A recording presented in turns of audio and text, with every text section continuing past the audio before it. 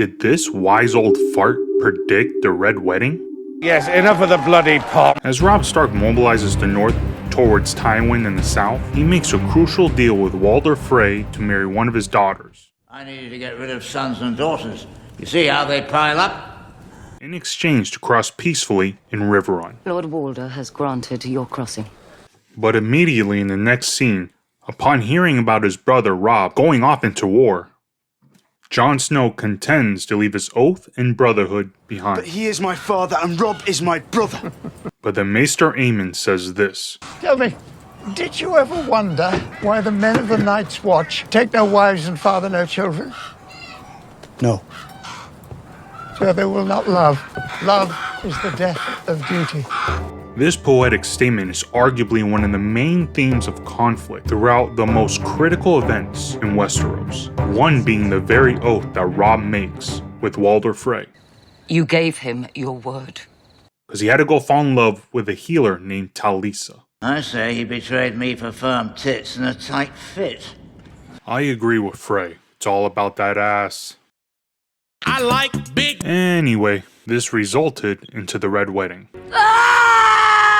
But more than likely, Amon could have been referencing his own experience.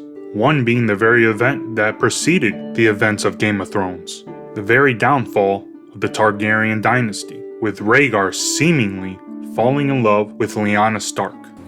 When I heard they had killed my brother's son, and his poor son, and the children. You're gonna defile her in the tower.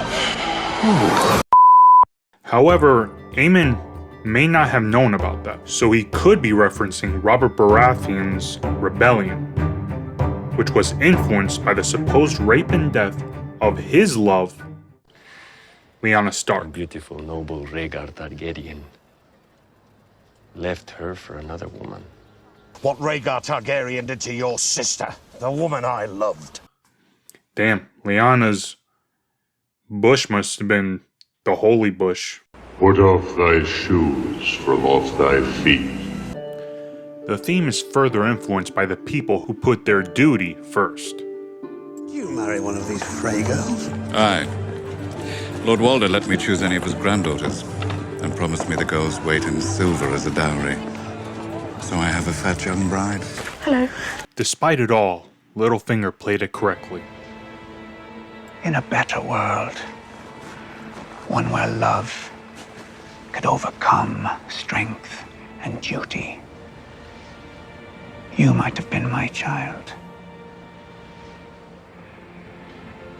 But we don't live in that world. Then you have those completely devoted to their duty, both the good and the bad. Everybody is interested in something. Not me. When I see what desire does to people, what it's done to this country, I am very glad to have no part in it. Besides, the absence of desire leaves one free to pursue other things. Because the inverse of the theme has also been demonstrated, with duty being the death of love. His choice is no choice at all.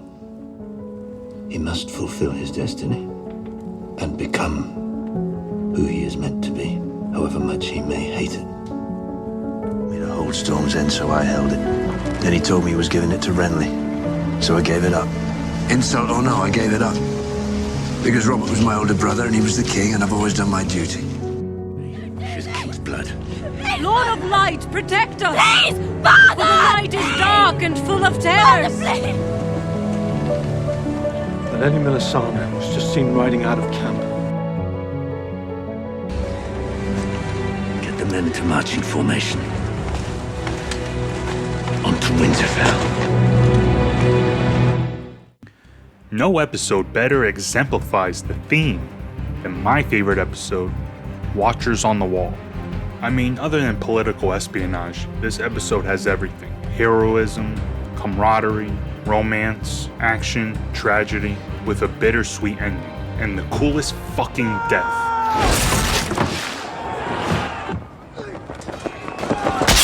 With the odds against them, the Night's Watch must hold Castle Black and prevent the wildling invasion. That is their duty, the ultimate form of duty.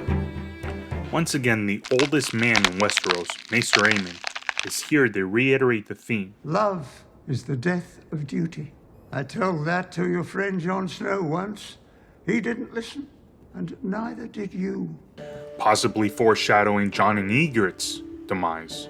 But more importantly, Maester Amon is warning Sam not to abandon his duty to his brothers of the Night's Watch. Which is why you've abandoned your watch atop the wall to come here and read about the terrible things that may have happened to the girl you love. Here, Sam is compromising that he has to serve his duty. Leaving you. You're going up there and we're staying down here, that's leaving. What are you going to do out there? Help my brother. How? I can't just hide here with you while they're fighting out there. Why not? You won't matter up there, you will down here. I am a man of the Night's Watch, Gilly. I made a promise to defend the wall, and I have to keep it. Because that's what men do. But of course he has to get a little taste. And Ygritte has self-serving duty herself. Benny's the man with a... I know you never fucked a bear. Unfortunately for her, love did in fact get in the way and got her killed. As Jon learns, the love him and Ygritte shared compromised their duty. Do you remember that game? As you can see, the theme is sound. It screwed up Jorah's redemption. Please, Khaleesi, forgive me. It got Jon in trouble with the Night's Watch. I lay with a wildling girl. Shay gave Tyrion something to lose.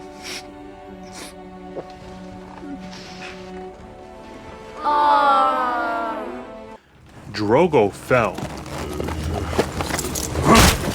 for a blonde princess. Liza went batshit crazy. Little whore. Jaime and... The things I do for love. So basically, what we can learn from this is that love stinks in the world of Westeros. Most of us are not so strong. The day should ever come when your Lord Father was forced to choose between honor on the one hand and those he loves on the other. What would he do? Love is the death of duty.